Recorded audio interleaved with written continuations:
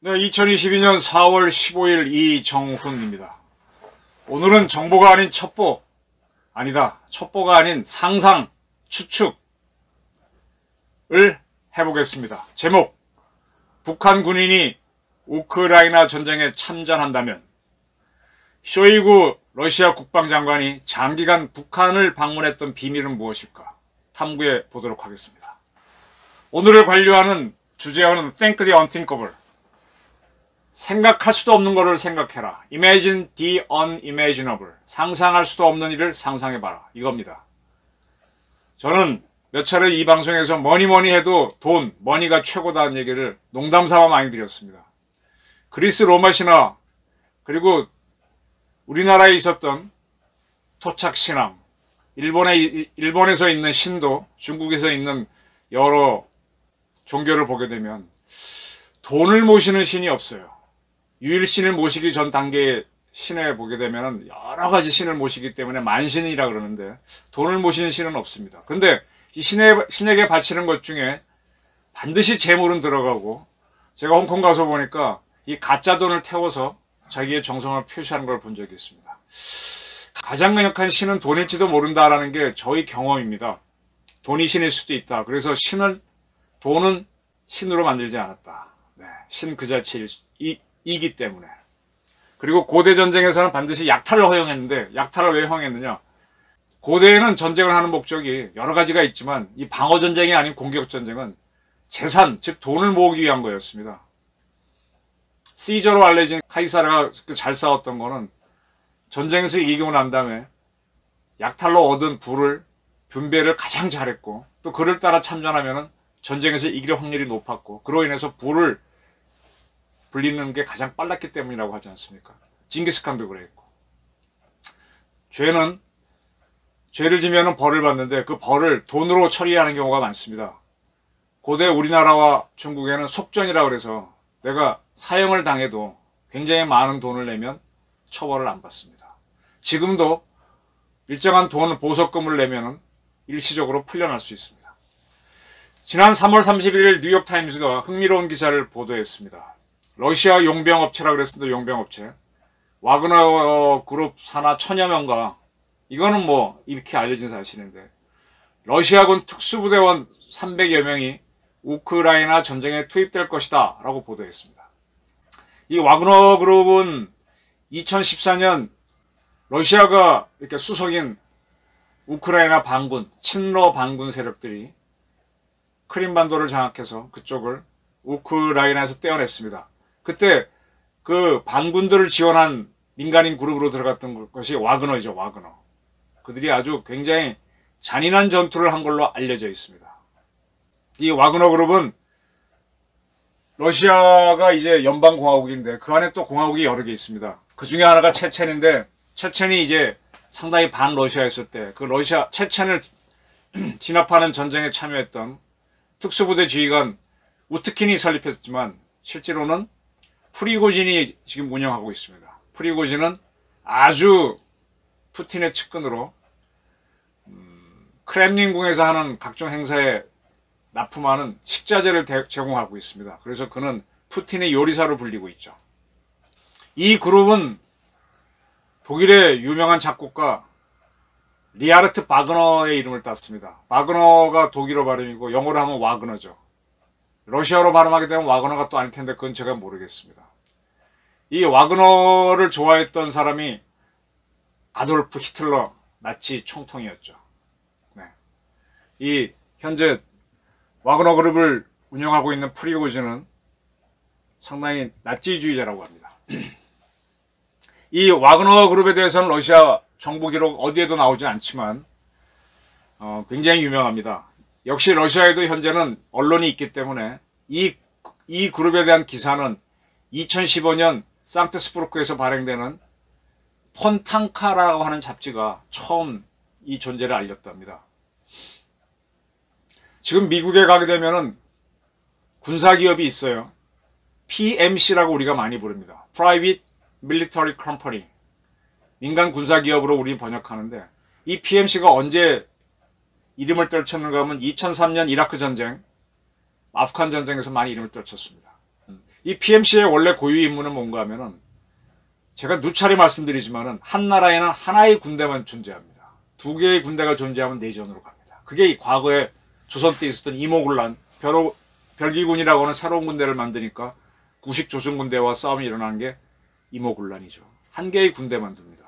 그래서 우리가 일제에서 해방됐을 때 처음에는 많은 군사단체가 생기는데 미 군정이 들어와서 사설 군사단체를 다 없애고 조선 경비대를 만들게 되는 것도 바로 하나의 군대를 두기 위한 거죠.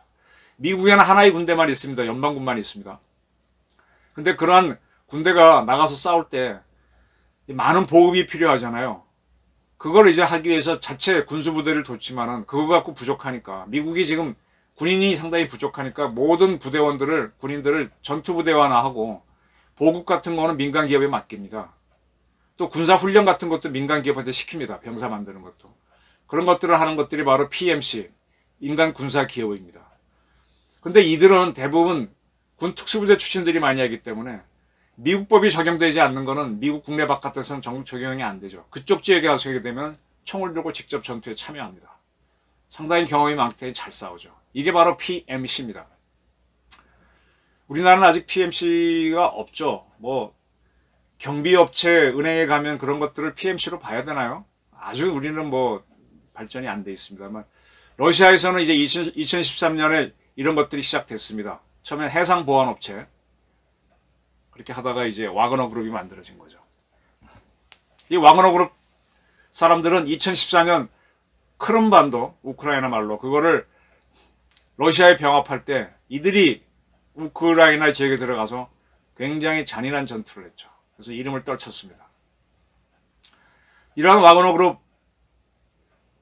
그룹에서 고용한 이걸 용봉이라고 번역하는데 와그너 그룹은 자기네 고유 회사가 있고 거기 직원들이 있습니다. 그리고 어느 특정한 전투를 위해서 사람들을 모집합니다. 이 사람들은 정식 직원이 아니죠. 이 전쟁을 위해서 모집한 사람들이죠. 이걸 흔히 전문적으로는 에이전트라고도 할 수 있습니다. 내가 무슨 공작을 할 때 내가 국정원 요원이다.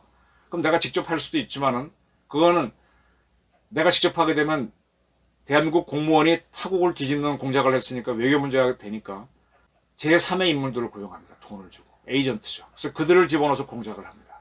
가끔 북한은 에이전트를 좀 덜 쓰는데 워낙 사람값이 싸니까 우리 쪽에 왔다가 공작했다가 사살되거나 잡히는 공작원들이 있으면 자기는 모른다라고 하는 게 바로 에이전트이기 때문에 자기는 상관없다고 오리발 내미는 겁니다. 그 와그너 그룹이 이 에이전트들을 이걸 우리 용병이라고 번역한 거죠. 이걸 한 1000여 명 모아갖고 지금 우크라이나 공격을 하다가 수도도 함락이 안 되고 젤렌스키 대통령이 잘 싸우고 있으니까 지금 두 개 주가 이제 러시아로 넘어오기 전에 독립하려고 하는데 그 지역을 합쳐서 돈바스라고 그러잖아요. 돈바스 지역을 확실히 떼어내기 위한 전쟁에 집중하고 있는데 돈바스 지역에 한 1000여 명의 와그너 용병을 투입하고 있죠. 그런데 이거와 별도로 뉴욕타임스가 뭘 보도했는가 하면 시리아 용병 300여 명도 출전했다. 시리아군 제25 특수부대 대테러 전투원. 대테러 부대라고 하면은 우리나라에서는 육군 같은 경우 특전사, 해군에는 UDT가 대테러 부대입니다. 우리 또 경찰에도 대테러 부대, 미국 같은 경우 스왓이라고 하죠. 우리 수방사에도 대테러 헌병대가 있고 그런데 이제 강철 부대 채널 A 보시면 경찰 스왓은 안 나오지만 UDT, 그 다음에 특전사, 육군 특전사, 그 다음에 특전사 중에 특전사는 707 부대, 그 다음에 수방사 요새는 군사경찰단인 특수임무단인가요? SDT가 나오는데 바로 그런 사람들이죠. 아주 날렵한 친구들인데 그 부대 출신 시리아 요원 300여 명을 동원했다. 이들은 일명 타이거 부대로 불린답니다. 이 사람들은 이제 에이전트 용병이니까 매달 1200달러를 받고 전투가 끝나면은 보너스로 3000달러를 받고 그리고 전사를 하게 되면 유족에게 2800달러를 준다. 이게 계약 조건이랍니다. 상당히 상세한 보도를 했죠. 이 특수전부대이기 때문에 상당히 이들은 잘 싸울 겁니다. 이런 사람들이 시리아 군인으로 가게 되면은 이거는 새로운 전쟁이 되니까 다 민간인으로서 자기가 자발적으로 의용군처럼 참전하는 모양이 되는 겁니다. 지금 시리아는 지금 내전 중인데 시리아에서는 러시아를 통해서 이 전쟁에 참전해서 돈을 벌어보겠다는 사람 수천 명이 지원을 해서 심사를 받으려고 한다고 합니다. 뉴욕타임스의 보도입니다. 왜 이렇게 되는가 하면 시리아의 이 대테러 부대 요원들, 직업군인이겠죠. 이 사람들 한 달에 봉급이 $100입니다. 근데 우크라이나 전쟁에 들어가게 되면은 $1200, 10배 이상을 받으니까 가겠다는 거죠. 이 돈은, 누차 말했을 돈은 대단한 유혹이고요. 신일지도 모릅니다. 국제전쟁에 대한 협약에는 제네바 협약이 있는데 여기에서는 용병을 전쟁 범죄로 규정하고 있지는 않아요. 다만 유엔에서 그냥 뭐 합의문으로 그건 하지 말자라고 있지만 이건 크게 의미가 없습니다. 때문에 우리 이근 UDT 전 대위가 우리나라 법에서는 여권법 위반으로 처벌하겠지만 국제법인 전쟁법으로는 처벌할 수가 없습니다. 우크라이나 전쟁에 가 있죠. 지금 뉴욕타임스의 보도를 보게 되면 시리아 파견대, 300명 파견대는 이미 일정의 훈련을 받아야죠. 이제 러시아군과 같이 싸워야 되니까 러시아어도 배워야 될 거고. 근데 이들은 이미 시리아에서 러시아 군인들한테 배웠기 때문에 그걸 좀 아는 사람들이에요. 그렇지만 우크라이나 지형도 알아야 되고 우크라이나 말도 알아야 되니까 이미 훈련을 받고 있다는 거고. 용병은 더 늘어날 것이라고 합니다. 그리고 이들은 지금 시리아가 11년째 내전 중인데 이 내전에 시리아 정부를 지원하는 게 러시아잖아요. 그 반대가 미국이고. 그래서 러시아 군인으로부터 훈련을 받았기 때문에 잘 적용할 것이다. 네, 그런 보도들이 나옵니다. 자, 그 다음 제가 보도를 드립니다. 쇼이구라고 하는 러시아 육군 대장인가 원수인가. 그 친구가 이제 러시아 국방장관인데 러시아군 현대화 계획, 미국처럼 소수정예로 하는 개혁들을 해서 대대 단위로 부대를 편제해서 우크라이나 침공했는데 보국이 엉망이고 또 이제 봄이 되면서 땅이 질척해지면서 완전히 지금 돈자되고 있죠. 그렇게 이 상황을 만든 쇼이구라는 이 친구가 아주 장기간 동안 북한을 방문했습니다. 이 보도를 보면은 한번 제가 정리해서 보도했던 건데 중국하고 북한을 방문했는데 그는 3월 11일부터 2주 이상 3월 말까지 모습을 드러내지 않았는데 그 기간 사이에 중국과 북한을 방문했습니다. 근데 보도에 따르면 북한에서 가장 오래 머물렀다. 그가 간 곳은 북한이 목적이었다고 할 정도였다. 북한은 쇼이구가 요청한 무기 지원을 요청을 하겠다고 동의했습니다. 그런데 북한은 핵실험을 여러 차례 했기 때문에 대북제재 유엔 결의에 따라서 어떠한 나라도 북한으로부터 무기나 관련 물자를 살 수가 없습니다. 러시아는 유엔 안보리 상임이사국으로 이 제재안에 참석했기 때문에 무기를 사기가 어려워요. 사실상. 지금 북한의 스커드 계열의 미사일, 그 다음에 북한판 이스칸데르 다 러시아에서 기술을 받아서 만든 거잖아요. 그러니까 지금 러시아가 우크라이나 침공하면서 러시아도 이스칸데르 만들 때 많은 부품이 필요한데 그 부품의 원기술은 미국이나 우리 같은 나라들이 갖고 있는 전자제품입니다. 이런 것들이 다 수출 통제를 했기 때문에 지금 재고품이 소진되고 나면 러시아는 새로운 무기를 만들기 어려워요. 따라서 자기네 기술을 갖고 비슷한 미사일을 만든 북한이나 중국한테로부터 부품이나 완제품을 달라고 해야 되는데 중국은 일단 거절한 걸로 보이는데 북한은 하겠다 그랬습니다. 한 걸로 지금 보도가 되고 있습니다. 그럼 북한이 미사일을 부품으로 반제품이나 완제품으로 실어서 러시아에 보내면 이거는 또 새로운 문제가 되죠. 유엔 제재를 러시아가 참여한 대북 제재를 어긴게 되니까. 지금 슬로베니아인가요? 거기에서 자기네가 갖고 있던 과거의 러시아산 무기를 우크라이나에 제공하고 그 S-300을 제공하고 그 다음에 이제 그 대가로 미국으로부터 패트리어트 팩3 미사일을 받는다라고 했는데 이 슬로베니아가 핵실험을 했거나 미사일 발사를 한 적이 없기 때문에 유엔으로부터 제재를 받은 적은 없습니다. 따라서 그 나라가 우크라이나에 미사일을 공급하는 것은 불법이 아니지만 북한은 다릅니다. 근데 러시아가 이런 북한과 했다라고 하는데 어떻게 보내겠느냐? 결국은 이제 반제품도 아닌 더 작은 부품으로 나눠서 보낼 텐데 그거를 비행기나 기차나 배에 실어 가게 되면 기차는 몰라도 이런 건 납포할 수가 있잖아요. PSI 작전을 해서. 그래서 방법이 뭔가 하면은 생각해 보니까 이거를 다 쪼개서 사람이 배낭에 지고 가는 겁니다. 이게 불가능해 보이시죠? 대북 제재로 북한산 광물을 중국에 수입하지 못하게 했을 때 북한 사람들은 배낭에 지고 보따리 장수처럼 압록강 두만강 건너가서 북한에 제공합니다. 그거 양이 얼마 안 될 것 같죠? 북한은 넘쳐나는 게 사람입니다. 돈도 안 들어요. 시키면 그냥 밥만 주면 하니까. 풀어놓으면은 한 100명 하게 되면 트럭 몇 대분 찹니다. 그 몇 차례 하게 되면은 하루 자동차 운반량 충분히 나오죠. 이렇게 합니다. 미사일은 뭐 양이 더 적으니까 더 쉽죠. 이렇게 하면서 아마 이것도 임무도 북한의 뭐 1, 2, 4군 부대부터 특수전 부대 의원들 보고 하라고 하면서 그냥 러시아에 주저앉아서 용병으로 참전해라 이렇게 갈 수 있다는 겁니다. 지금 낮은 선봉 지역에 가게 되면 승리화학이라고 있습니다. 북한에. 그 승리화학은 블라디보스토크 쪽으로 들어오는 러시아 철도를 통해서 러시아산 기름을 받아서 정유하던 곳입니다. 2018년 바로 그곳에서 불이 나서 2월 달에 좀 화제였는데 뭐가 터진 거냐? 설명은 없었는데 산불로 보였죠. 그만큼 이제 승리화학이 있는 낮은 선봉은 예민한데 지금 러시아가 어쨌든 꼭 필요한 거 외에는 기름을 안 주는데 북한은 그게 절대적으로 필요하죠. 그러면 북한군 특수부대 의원들한테 일단 러시아로 가야 되니까 코로나 백신은 러시아가 개발한 스푸트니크 있지 않습니까? 그거 맞고 몇 차례 맞고 이거 부품을 아는 거 짊어지고 북한은 여권이 만들어주면 되니까 블라디보스토크 가서 갖다 주면 싣고 가면 그만이지 않습니까? 저는 블라디보스토크에 한 대여섯 번 가봤어요. 이렇게 지나가다 보면은 이렇게 지나가다 보면 길에서 건물 짓거나 하는 사람들이 뭐 우리말이 들려요? 저들은 북한 말이에요. 우리나라 이 지방 가서 보면은 공사 현장에서 우리 중국 동포들, 조선족이라고 하는 사람들이 우리말 쓰면서 일하거나 중국말 쓰면서 일하는 것처럼 블라디보스토크 가게 되면 북한 근로자들이 많이 일하고 있습니다. 그리고 그들이 어떻게 행동하는지는 우리나라 젊은이들이 만든 유튜브에서 기차 타고 가다가 북한인 노동자 만나갖고 뭐 대화하는 것들을 쭉 방영한 게 있지 않습니까? 굉장히 많습니다. 그런 사람들처럼 해서 내보내면 그만입니다.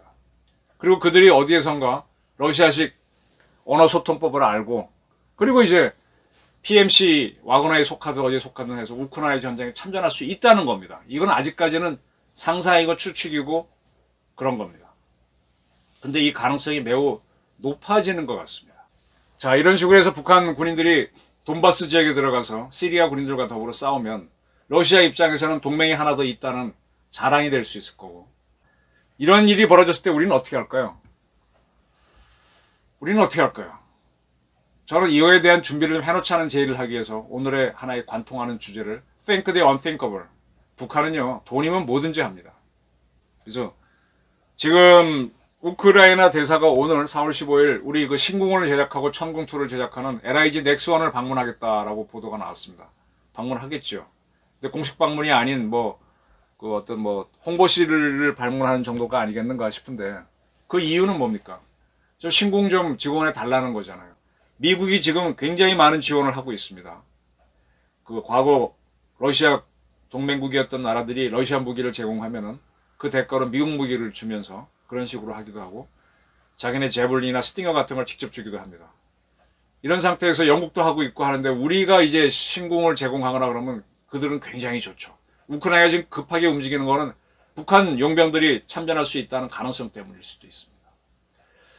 우리의 신궁이나 천궁이 가서 러시아 미사일이나 비행기를 격추한다면 우리 미사일의 우수성은 증명이 되는 거고 북한 미사일을 막을 수 있는 하나의 방법을 확인하는 거가 될 수도 있겠죠.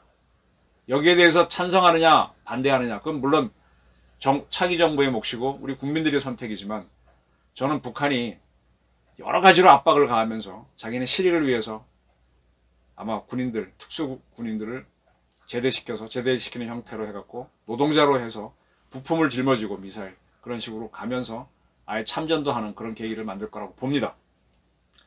여기에 대해서 다양한 작전을 우리가 준비해야 되겠죠. 예를 들어 국정원이 그 요원들을 우크라이나 전역에서 귀순시켜서 우리나라 데려와서 기자회견 한다든지 그래서 북한의 만행을 폭로하고 나는 어떻게 북한 물자 미사일 들고 나왔다 이런 식으로 폭로하는 걸 해야죠. 국정원 요원들이 우크라이나에 들어가고 러시아에 침투해야죠.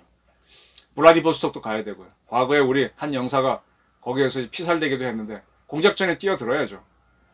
그리고 북한이 여러 가지 방법으로 물자를 보낸다 그러면 배를 검색하는 PSI 작전을 우리 해경이 해야 되고 그런 작전에서부터 평양에 한번 칼을 겨누는 핵실험을 하게 되면 눈이 번쩍 뜨이게 할 정도로 호되게 치는 작전까지 여러 가지를 검토해야 될 겁니다.